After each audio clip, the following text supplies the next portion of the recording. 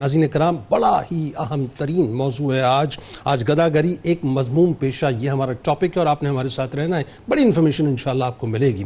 بات یہ ناظرین، آپ مسجد میں ہو یا کسی ریسٹورنٹ میں، مزار پر ہو یا کسی سیاحتی مقام پر، ہسپتال میں ہو، بس اسٹاپ پر کھڑے ہوں یا ٹریفک سگنل پر، پلیوں پر ہوں یا کسی چوراہے پر، شہر میں ہو یا دیہات میں ہو، پیدل ہوں یا سوار ہوں، آپ کی سماعتوں میں یعنی آپ کی سماعتیں ان آوازوں سے یقیناً آشنا ہیں کہ اللہ کے نام پر دے دے، رسول کے نام پر دے دے، اللہ تجھے حج کرائے، اللہ تجھے عمرہ کرائے، اللہ تجھے مکہ مدینہ دکھائے، اپنا صدقہ دے دے، اپنے ماں باپ کا صدقہ دے دے، اپنے بچوں کا صدقہ دے دے، اللہ تیری خیر کرے، اللہ تیرے ماں باپ کی خیر کرے، ماں باپ تیرے سلامت رہیں، اللہ تجھے چاند جیسی دلہن عطا کرے، اللہ تجھے چاند جیسے بچے دے، اللہ تیرے کاروبار میں برکت دے، اللہ تیری جوانی سلامت رکھے، میں پریشان ہوں، میں بیمار ہوں، گھر میں کھانے کو کچھ نہیں ہے، علاج کے پیسے نہیں ہیں، صبح سے کوئی کام نہیں ہوا ہے، صبح سے بھوکا ہوں یا بھوکی ہوں. یعنی واقعی ضرورت مندوں اور حاجت مندوں کو چھوڑ کر ناظرین، یہ سلوگنز،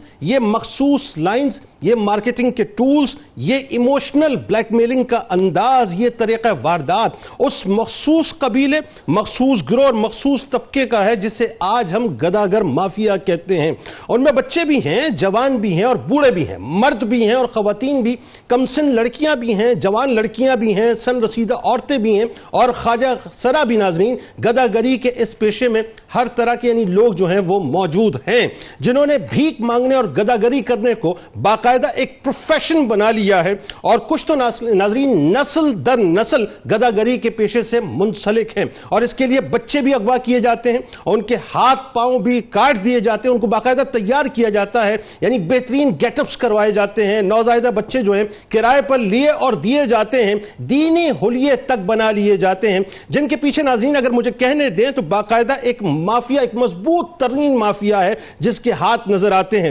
یعنی جن کے علاقے ایون جن کے سگنلز تک مکمل طور پہ بٹے ہوئے ہوتے ہیں، جن کو علاقے کے تھانے کی مکمل طور پہ سپورٹ ہوتی ہے اور ان کی اپنی ایسوسیشنز ہوتی ہیں. ناظرین، یہ تمام باتیں میں آپ کو کوئی ایسی نہیں بتا رہا کہ جس کو سننے کے بعد آپ سوچیں کہ صاحب یہ کیا بات ہے، یہ باتیں ہیں ناظرین، یہ اسٹیٹس ہیں، یہ حقیقتیں ہیں، ان کا اپنا ڈپوٹیشن کا ایک سسٹم ہوتا ہے. یعنی ایک بھکاری کے لیے دوسرے بھکاری کا ایریا مکمل طور پہ نو گو ایریا ہوتا ہے، بلکہ ہر بھکاری سربراہ یونین کو بھتہ بھی دیتا ہے، اس کو کمیشن بھی دیتا ہے، اور اگر نہ دے تو اسے بھیک مانگنے کی کہیں بھی اجازت نہیں دی جاتی، یعنی زبردستی اسے بھگا دیا جاتا ہے. یعنی ایک محتاط اندازے کے مطابق ناظرین صرف کراچی جیسے شہر کے اندر 1.5 لاکھ سے اوپر پیشہ ور بھکاری ہیں جو کراچی کی سڑکوں کے اوپر مختلف سگنلز کے اوپر آپ کو بھیک مانگتے ہوئے نظر آئیں گے، اور ایک منظم نیٹ ورک ہے جو صبح شام سو کالڈ اپنی محنت مزدوری کرتا ہے بھیک کے نام پر، جو مختلف گروہوں گروپس کے اندر ناظرین تقسیم ہے، اور ہر گروپ اور گروہ کا باقاعدہ ایک سرغنہ ہے، ایک سردار ہے جس کی زیر نگرانی یہ تمام کام کیا کرتے ہیں. بھکاریوں کی ناظرین یونین نے بھکاریوں کے لیے گاڑیوں تک کا انتظام کیا ہوتا ہے، یعنی ان کے لیے مخصوص مقام پہ ان کو پک کرنا، ان کو ڈراپ کرنا، تمام فیسلٹیز ان کو دی جاتی ہیں. ایون اگر مثال کے طور پہ ناظرین کوئی بڑا گرینڈ آپریشن ہوتا ہے، یعنی اوپر کی سطح سے، نچلی سطح پہ تو نہیں ہوتا، اوپر کی سطح سے اگر ہوتا ہے اور ان کو اٹھا لیا جاتا ہے، ان کے خلاف FIR ہوتی ہے، تو یہی تمام لوگ پیچھے سے آ کے ان کو بچاتے ہیں. یعنی اس سے بڑھ کر ناظرین تباہی اور کیا ہوگی. مجھے جملہ کہنے دیں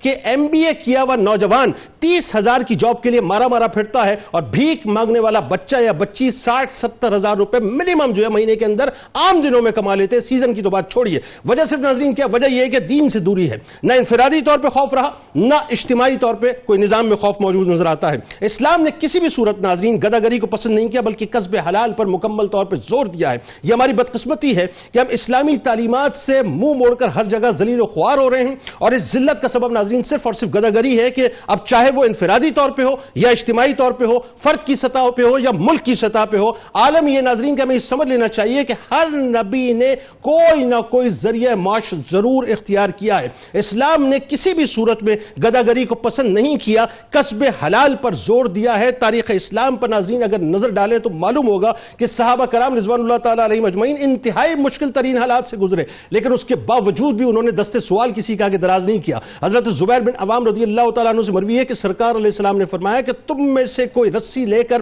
لکڑیوں کا گٹھا اپنی پشت پر اٹھا کر لائے اور اس کو فروخت کرے اور اللہ تعالیٰ اس کی وجہ سے اس کی آبرو بچا لے, یہ اس سے بہتر ہے کہ لوگوں سے سوال کرے اور اس کو دے یا نہ دے. یعنی جتنی مذمت ناظرین دین اسلام نے گداگری کی ہے, انسانیت کی تذلیل کے پیمانے کے حوالے سے کسی اور شعبے کی کام کی نہیں کی. آخری بات عرض کر رہا ہوں کہ سرکار علیہ السلام نے فرمایا کہ ایک شخص لوگوں سے مانگتا رہتا ہے یہاں تک کہ وہ قیامت کے دن اس حال میں آئے گا. جملے پہ غور کیجئے گا, خاص طور پہ جو لوگ لوگوں کے آگے جا کے سوال کرتے ہیں اور گداگری کرتے, بھیک مانگتے, سرکار نے فرمایا کہ قیامت کے دن اس حال میں آئے گا کہ اس کے چہرے پر گوشت کا ٹکڑا نہ ہوگا. اور سرکار علیہ السلام نے فرمایا کہ بنیادی فرائض کے بعد رزق حلال کی طلب سب سے بڑا فرض ہے. ہمیں چاہیے کہ ہم لوگوں کے آگے سوال نہ کریں بلکہ محنت مزدوری کر کے رزق حلال کمائیں.